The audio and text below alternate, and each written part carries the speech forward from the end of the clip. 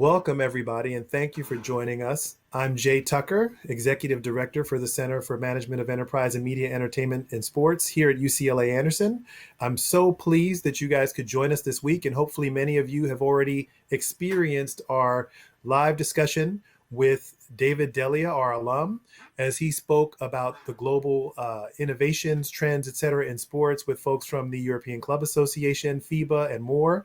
Now we get to continue that conversation, but to talk to someone representing one of the most storied brands in sports today, one of the global leaders, both in terms of excellence on the field, but also in terms of building fandom and engagement and so on, right? So today I'm pleased to bring a conversation to you where we'll be able to sit down with Alex Wicks, who is the global head of partnerships for Real Madrid. You probably have heard of them.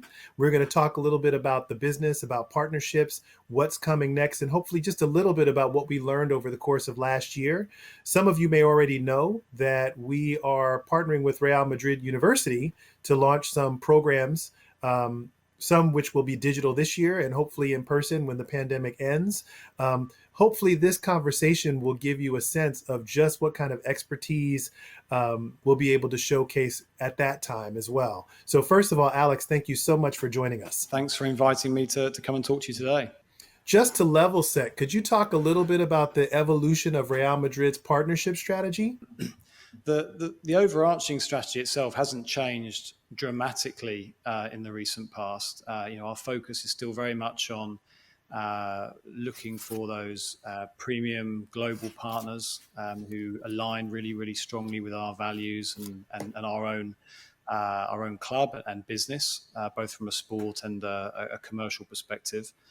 So that's been a constant in the recent past. I think what has changed is how we have been going about engaging with brands in the marketplace today, just because the needs and the requirements of brands has changed so much and continues to change very, very quickly at the moment. So we're working in a much more process driven and more structured way than perhaps we had done in the past, and really focused on getting to understand those brands, understand what they need and how we can help them with their business objectives and their marketing challenges that they face in their day-to-day, and provide them with a platform that allows them to overcome those challenges, but also one that allows us to achieve some of the objectives that we have set as well.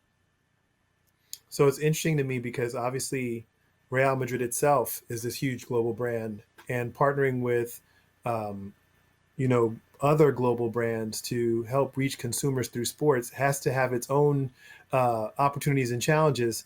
And particularly over this last year, I suspect, given the fact that we had all kinds of guidance with respect to fans in the arena, the schedule being impacted and so on, there probably was a need for a lot more communication this year than ever before. Can you just talk about kind of how you approach keeping these brands engaged and making sure that relationship is strong? Look, I think you've hit the nail on the head there. Communication has been so important. I mean, it was important anyway, but it's become even more important. And I think the speed of that communication has become more apparent and more of a focus for us. So, as well as that strategy of going out and looking for new partners for the club, it's been critical over this last 12 months to really focus on our existing partners as well, and ensure that we're delivering them. We're continuing to deliver them, a best-in-class service, despite all the challenges that we're facing in our industry and that they're inevitably facing in their own industries. And each of their challenges is very, very different. So the communication has been very important, and understanding again what the issues are that they're facing and how we can help them overcome them, and having to, unusually for us, move perhaps a little bit quicker than we would do sometimes in terms of approving particular activations. And it's been really encouraging to see that we can work in a very agile and reactive way when we need to. And I think what we're seeing, and I know this has been a bit of a trend in lots of industries, is that we've seen an acceleration of change over the last 12 months. So there's a lot of changes that have happened that would have happened anyway. They just happened a little bit quicker because we've been forced into certain situations. So in that respect, I think it's been a good thing and a positive thing. Obviously, we'd prefer not to have the pandemic at all, but you've got to search for the positives in all these things, and that's certainly one of them. And yeah, communication has been at the heart of that. So I would say you just brought up two things that I want to make sure we talk about. The first, just by way of level setting, can you talk a little bit about the nature of the kinds of activations that are possible, right? What are some of the things that you guys have been able to do? Do you use the venue? Do you use the club? How does that work? Look, I mean, pre-pandemic, we were very, very focused on a whole range of activities, which included the physical in-person activations, whether that be with using our players or our legends, or staff, if it is more of a B2B environment, right through to those more consumer-led activities, whether that be promotions, consumer promotions, wider advertising and awareness initiatives. So, a whole range. I think what's happened in the last 12 months is, unfortunately, with the stadium being closed effectively, a lot of those opportunities haven't been available to us and our partners. We've had to look at other ways that we can activate and to continue to deliver value and ultimately deliver against our partners' objectives. So in doing so, we've had to come up with some new ways to work, predominantly using our digital and social channels that we have available to us, and working with the great content people we have here in-house at Real Madrid through Real Madrid TV, and also our own creative teams within the partnerships group, and also liaising very, very closely with our partners, of course, and their own agencies and other third parties that they might work with to ensure that we're continuing to deliver great activations, even though we're not able to maybe do everything in person as we have done previously. That said, we're starting to see now that we're being able to bring back some of those in-person activations and physical activations. So, as I'm sure you're aware, we're undergoing a huge redevelopment of our stadium, the Estadio Santiago Bernabéu. It's going to be an incredible facility once it's finished. And still right in the center of the city. And that's the reason why we've kept, one of the reasons it's a renovation and not a new build is we wanted to stay where we were in the center of the city. We didn't want to move to a new site. So, even now with the challenges around the pandemic, we're now seeing we're starting to be able to bring back some of those experiences. And the stadium is a building site effectively today. But actually what we're going to be doing is taking some of our partners to see that building work behind the scenes. A really sort of money can't buy experience that most people aren't going to get up close and personal to see. So for a lot of our partners, especially those based here in Madrid who have got long-standing relationships with the club, it's fantastic to be able to bring them so close to a once-in-a-generation opportunity to see the development of such a famous building here in the city. I love it. The other thing you touched on was this, the idea that the pandemic accelerated changes that were already underway.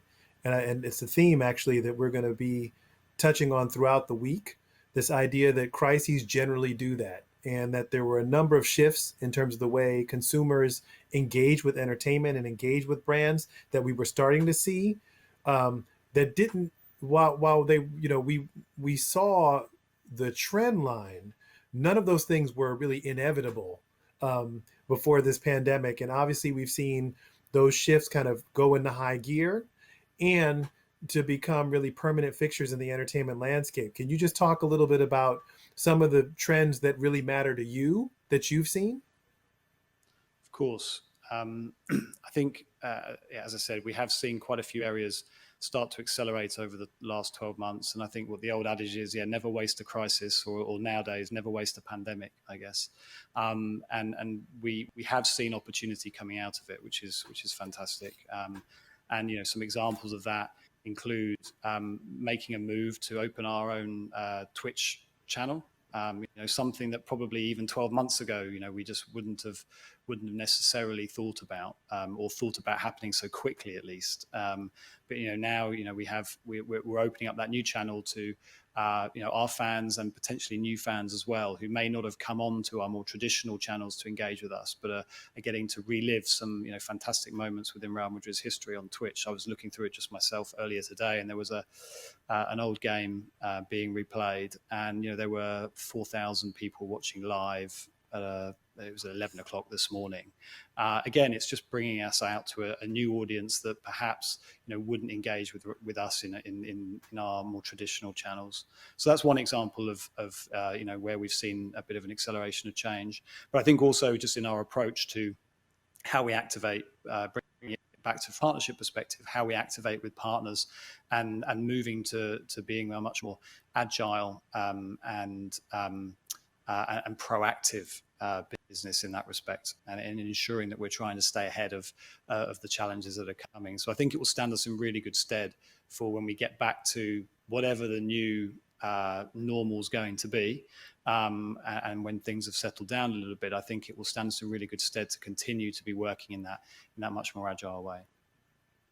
So can you talk a little bit about the thinking that went into jumping onto the Twitch platform? I find that fascinating just because I've seen Twitch turn into essentially the ESPN of esports and video games, but Real Madrid is real sports. So how did that work, and what were you thinking about? We are real sports. Who knows, in the future we may be in esports and gaming as well. We'll have to wait. It's certainly something we're looking at very, very closely. I think we were interested to. We felt we had an opportunity to test it out, to be quite frank with you. And something that I'm a big believer in is don't be afraid to fail. You're never going to get everything right, and you can tie yourself up in knots in terms of trying to make decisions on things sometimes. And I think having worked in sport for 15 plus years, I've seen lots of organizations in this more traditional sports industry being very guilty of that. And I think it was a case of, well, let's try it. Let's see what happens. We know there's an audience there. And we know it's an audience that for content, all kinds of different content. You go onto Twitch and it's incredible what you can find. And it's a passionate audience as well. And I think we're very fortunate that we work in an industry where our consumer is not a regular consumer. They're a fan. They love everything about us. And we should never lose sight of the fact that passion is so important to everything that we do, whether it be on the pitch, whether it be commercially, and it's the core reason why our partners ultimately want to get involved with us, because they can engage with our fans, their consumers, through a shared passion. So we saw that opportunity as there's a passionate group of people here. Some of them may be football fans, some of them may be Real Madrid fans, but even those that aren't, they want to engage with good, exciting content, and we believe that we could provide that to them. Obviously, right now, as a global brand with all of these digital and social media channels like Twitch, there's this opportunity to really connect with fans, get them excited, engage with them, and so on. One, how do you use data in that landscape? And two, how do you connect the data to the actual engagement and passion? Yeah, it's something we're wrestling with all the time, and we're learning all the time as well as we go. But yes, it's absolutely critical to what we're doing, not just from a partnership perspective, but in lots of other areas of the club, whether that be retail or digital or the social media team themselves, of course. As I said earlier, we're in a very fortunate position at the moment where we have access to a lot of this data, but it's making sure we're interpreting it in the right way and we're using it in the right way. And again, that's why we have data scientists that we employ here at the club now to help us, work through all of this data that we have, both from a commercial and from a sports performance perspective, because that's a whole other world of data that needs a lot of work to get the best out of it. I think where we start from a partnership perspective and from a fan perspective is starting with the fan. So what does the fan want to see, and how do we bring that to that fan in the right way, on the right platform, at the right time? And we can use the data that we get back from some of the content that we might test on these particular platforms. And again, we have to recognize that every platform is different, and the audience on every platform is pretty different as well. So the people that are seeing us on Twitch, very different to who might be engaging with us on Facebook or through our own website. So everything is very different. So all of the data points we can get back can help us to really tailor what that message is. And by tailoring that message, It allows us to create a much more personalized experience for our fans around the world, and therefore providing our partners with a platform to engage in that passion that our fans have in a really meaningful and deep way. Now, we've been talking a lot about the intricacies of partnerships and data and so on. Obviously, you have responsibilities that span a broad set of skill sets and all this stuff. Could you just talk a little bit about your career journey? We have a number of MBA candidates who I'm sure are interested in careers in sport, and you have probably one of the most interesting jobs there is. How does one get there from here? I'm still asking myself that question after 18 months here in Madrid. Look, I mean, firstly, yeah, I'm in a very fortunate position, and you know, I'm very proud and lucky to be part of such an amazing institution such as Real Madrid. And I have to say, you know, having been here for 18 months, you know, I've been as an outsider, as it were, you know, I've been welcomed with open arms by everyone, and it's a great organisation to work for. So I'm very fortunate in that respect. How did I get here? I mean, look, unlike you know, you guys in the audience who have taken the active and maybe active step to take an MBA in this world of sport and entertainment. You know, I never quite thought that strategically about it. Unfortunately, I wish I had done when I was a bit younger. I've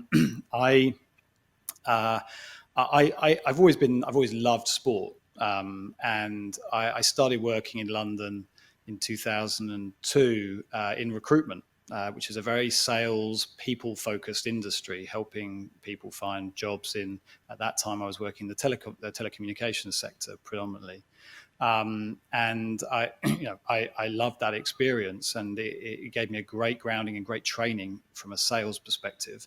But I had zero passion for telecommunications and zero interest really in becoming a lifetime recruitment consultant or executive search consultant. So I started for the first time in my life, age 23, to think, right, what do I actually want to do for the rest of my life? I'm going to work for a long time.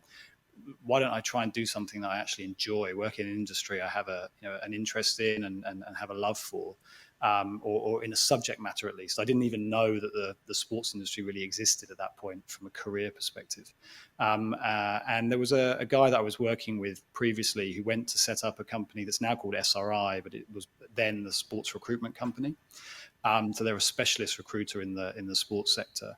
And I thought I could marry the skills that I'd learned in recruitment with an industry that I had an interest in. And I went in there as their 5th member of staff, and again, carried on in recruitment for another 5 years and loved it. And again, got to understand the sports industry in a really broad sense, working in lots of different areas. And then I took the step with a brief came into me from one of my clients, the agency Fast Track at the time, which was established by Alan Pascoe, an ex-Olympian, and a number of others, which is now part of the CSM group that have offices in the US and all over the world, but headquartered in London. And a brief came into me for a sales manager working on UK athletics, and I thought to myself, I can do that job.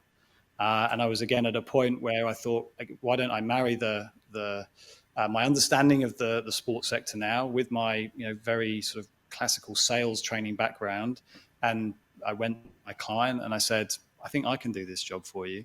And thankfully they took a chance on me. And then since then I had 5.5 years in the world of agencies, working on a whole range of sports. No football actually at that point, working in basketball, athletics, rugby, cricket, a number of sports, all from a commercial and partnerships perspective predominantly. And then the opportunity at Arsenal came up, and it was a great chance to move into a rights holder and to experience the industry from a different side. And another great club, big global brand, very, very well run business, and had a fantastic 6.5 years. And ultimately that set me up for the move here to Madrid. As you'll guess from my accent, I'm absolutely not Spanish. I'm working on my Espanol, and it's coming along slowly but surely. But most importantly, Real Madrid is the biggest football team in the world as far as we're concerned, and a fantastic brand, and it felt like such a good opportunity to come in and help to ensure that we can make the most of the international opportunity that we have here as well. Without forgetting or not still paying a lot of dues to our very strong Spanish and Madrid heritage, because that's critical, of course, but ensuring that we then put an international lens on it and allow us to engage with partners and fans on a sort of truly global scale, which is what we have at our fingertips, and it's now just about making the most of it. So that's how I got here. I'd love to say it was all by design. I certainly had an element of luck along the way. And I think it was Gary Player who said, the more he practices, the luckier he gets. And I've certainly found that hard work does pay off. And I think the sports industry is also a very people-led sector, generally speaking, and relationships are very, very important. And that's certainly something I've always enjoyed about the sector, is building those relationships and seeing where they can go for the long term as well. So, it's a great opportunity to talk to you guys here today and at least give you a sense of what can happen. One thing I'd say is that don't get focused on having to go straight into the sports sector, because you could go and do something else first and then transfer those skills across. I think a lot of people get hung up on, I want to work for a football club, so therefore I'm only going to apply for jobs at a football club. Well, that's not the only way in, because those jobs are always going to be limited in nature, because football clubs are, generally speaking, relatively small businesses. We only employ 750, 800 people, so there's never going to be that many opportunities compared to a company like Accenture, who employ 500,000 people globally. So think about what are those transferable skills that you could take into where you want to be within the industry itself. I love that. And I love what you said about relationships. Do you still, you've gone through a few transition points in your career. Do you still have strong relationships that you use in your current role that started maybe even when you were back doing recruiting? Absolutely. Yeah. There are people that I'm still in contact with very regularly who I first met either as a client or as a candidate when I was working in recruitment. And some of those people have gone on to become clients or partners that I might have done deals with in the past, or friends even. So it's really important to keep those relationships, because just because they can't maybe do what you want them to do today, maybe in the future they'll be hugely valuable, and who knows where that person could end up. So, my next to last question, you talking about relationships, which I think is a critical piece of the business and this sector that often gets overlooked. Could you just talk a little bit about your approach to building relationships? What do other folks care about? What do they notice? Because I feel like we say that relationship building is important, but we don't often talk about, well, how do you do that? How do you make people feel like you're a trusted advisor or a strong partner, right? And you're in a role where those kinds of relationships are critical. So can you just share maybe some thoughts about what you see and what you think folks expect of you? Of course. I think one of the key things is to listen to people and understand what it is that they're doing, and how you can help them. And if you open yourself up to help them, that will inevitably lead to them being much more open and willing to help you in the future, now or in the future, or whenever it might be. So I think listening is key, not just in relationships, but if you're in any kind of sales environment, the first thing you need to do is listen. Again, the old adage is that you've got two ears and one mouth, so you should do twice as much listening as you do talking.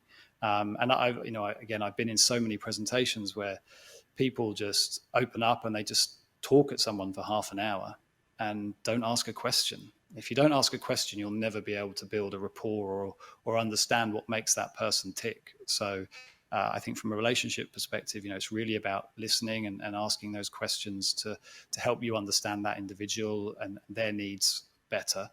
And I think something that's really hit home to me in the last 12 months is, it's fantastic that we're able to do things like this now virtually. The technology works seamlessly most of the time, and we're all having endless Zoom and WebEx or Teams calls or whatever your video calling system of preference is, and they're great, and they allow us to connect with people around the world instantaneously and very easily, and they'll continue to be an increasingly important part of the world of work and business going forward for sure. But what I have absolutely picked up on is you can't build a relationship with someone in the same way virtually as you can in person. And I was fortunate towards the end of last year to have a couple of short business trips within Europe when some of the restrictions in Europe lifted a little bit from a travel perspective. And it really reminded me of going and seeing these people in person. You just can't replicate that, and you can't build the same rapport. So again, where you can, get in front of people and build that direct relationship in person, because that's always going to be a much stronger one than what you can develop on the phone or virtually. Once you've got that relationship, doing a call on Zoom is absolutely fine because you've built that initial relationship. But trying to get in front of people is, in my view, critically important. Yeah. And my last question for you, because you've teased a little bit about this, exploring new platforms and the power of Real Madrid as a global brand. Can you just talk a little bit about the future? What opportunities do you see either to reach and engage fans or to provide opportunities for brand partners, or what are some of the things on the horizon that get you excited? Yeah, I mean, I'll certainly talk about some of the things that we're excited about. I'd love to have a crystal ball to know exactly what was going to happen, because it would make our job a lot easier. Unfortunately, I don't. And, if we look back at, 5 years ago, did we think Instagram was going to be the platform that was going to show the most growth during that time? Maybe not. Today, Instagram is sort of almost old news, and everyone's looking at TikTok and Twitch and how we can develop our audiences on those platforms. So I think we're going to see an acceleration of the development around particularly technology and social media and how we can communicate with fans. And the platforms we're using today may not be the platforms that we're using in 2, 3, 4 years' time. Or at least there will be some new platforms that will come to the fore. So, we are constantly focused on looking at how we can make the most of those. And we talked about Twitch earlier and looking to test those. I think we're also seeing a moment here at the across not just the industry of sport, but media, entertainment, gaming, fashion, anything where there's a passion, where it's a passion point for people. I think we're seeing a real convergence of those sectors, and the lines are starting to blur a little bit more. So, what is sport and what is music and what is entertainment? Is sport entertainment? I would say yes, it is. But does that mean it should go so far away from some of the really strong values that have turned professional football, for example, into what it is, the global success that it is, and the world's #1 sport that it is today? So it's a case of carefully balancing those two things and constantly looking at what are those opportunities that we have that technology is going to enable us to personalize that fan experience for the 16-year-old boy in Indonesia who's never going to get the opportunity to come here and watch a match. But how do we bring Real Madrid to him and to give him as rich and deep an experience as our lifelong socio members get here in Madrid? So how do we do that? And technology clearly will be an enabler of that. But at the same time, we need to think about what are those other physical opportunities that we can have to continue to engage and improve that experience for our fans around the world. So what are we going to see? I think we're going to see more collaborations between the world of sport and music and fashion and other areas, as I say, where there's a passion point. I think we're going to see an acceleration and a continuation of the integration of technology into how sport engages with its fans and its consumers, and I think with platforms like Netflix, it's allowing us to look at different types of content, so long form content that can again engage our fans in a different way. I'm sure you've all seen the Last Dance and programming like that, which again just comes at it from a different angle and tells a really rich story in a different way. So we're all looking at all these types of opportunities. Just last week we were having a discussion internally around how do we approach esports? What do we do? We feel it's a space we should be playing in. We have a long-standing relationship with EA Sports through their FIFA game, and a fantastic partner of ours, and have been a long-term partner. So how do we work with them to develop something new and exciting to engage those gamers that are playing FIFA and playing as Real Madrid and engaging with us there? How do we use that to our advantage, and how do we create a deeper experience for them? So look, I think there's a whole bunch of things for us to look at. It's challenging for us because at the end of the day, we're a football club and we're here to win football matches and to win trophies. That's what it comes down to. We want to be successful on the pitch above anything else. But at the same time, we have us who are working for the club in a hugely privileged position, but also we're not all going to be, none of us are going to work here forever. So we have to make sure we're setting up the club for success for the long term. So what can we do in the short time that we're involved in the 120 plus year history of the club to ensure that it continues to be the biggest football club in the world and continues to engage with the biggest audience on social media and continues to have the success on the pitch. And all of that has to be driven by money, unfortunately, these days. And that is critical, particularly with an ownership model such as ours, where we're owned by the members. We don't have a wealthy billionaire who can just dip into his pocket and find an extra 50 million for that player that you need to buy. So we rely on the business being a high performance business to support the high performance sports program that we have, both in football, basketball, of course, because I think a lot of people maybe are not aware that we have a basketball team as well, and a hugely successful one, the most successful one in Europe. So we have a lot to consider, and as a small business that employs 750 people, turns over 800 million euros a year, 850 million euros a year, but with this huge global brand. So it's how we manage all of those challenges that we need to face with relatively limited resources. And if I bring it back to our valued partners, that's where they come into play so much, because they can offer a huge amount of expertise, both in terms of how we work in certain ways, but also act as another marketing platform for us to help engage with our fans around the world. I hope that answered your question, Jay. It was a bit long-winded maybe in the end, but I think there's most excitingly, there's a huge amount of opportunity. And despite the general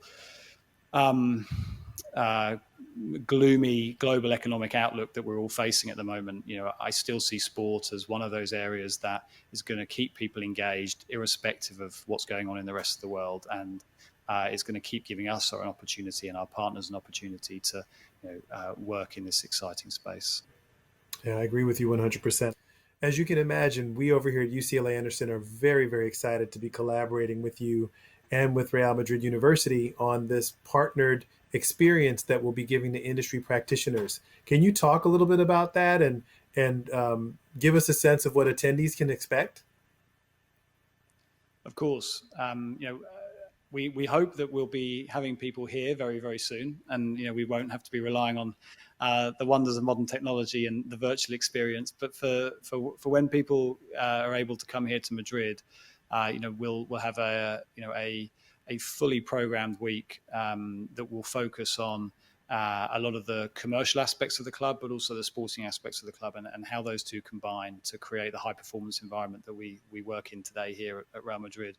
It will include the opportunities to visit the stadium and understand how we make that work as a world-class facility, but also our training ground here where we are today, Ciudad Real Madrid.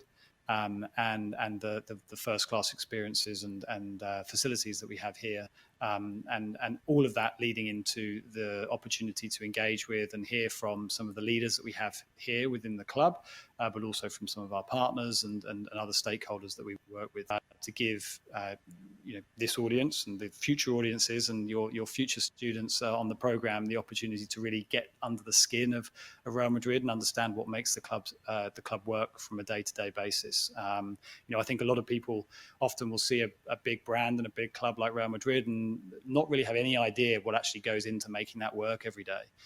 So we'll be opening up the doors and providing that experience to help your cohort really understand what makes the club work from a day-to-day basis, and ultimately everything leading up to that team walking out onto the pitch to deliver the results that we all hope for. I'm so looking forward to that experience. And obviously, we'll do a complimentary one here in Los Angeles as well. But in part because I think when we talk about these really successful brands or organizations, often the story that's told focuses on one player or one business leader. And as you know, and as we've discussed, when we talk about partnerships and other aspects of the business, it takes an entire team of people. It takes the whole organization to deliver that success. And the different roles that are involved and the way they contribute to the success of the organization are often kind of obscured by the general narrative that people who are kind of casually interested get exposed to. And I think we'll have a chance during the course of that week and the one here in LA to, as you say, get under the skin and talk a little bit more about how people can make an impact in their own organizations and how folks do that for the club, both on the field and in the business. That's right, absolutely. And look, I'm always open to coming out to LA if you ever need anyone to talk there as well. You're on once it's safe. Once it's safe, of course, right. Jay, of course. So this has been an incredibly exciting and informative conversation, Alex. So I want to thank you so much for your time. We look forward to partnering with you, the club, Real Madrid University in the future. And on behalf of all the folks here putting together this experience, we really appreciate the time you spent with us today. My pleasure. And look, hopefully we can do the next one in person. And, I know that the team here who will be putting the program together, the physical program here in person, that week experience, it will be a fantastic one. And you'll get the opportunity to hear from some genuine leaders in the industry, both on the commercial and the sports side. And we're excited to have you guys come out, and hopefully that'll be sooner rather than later. Wonderful. To be continued, Alex. Thanks again. Thank you.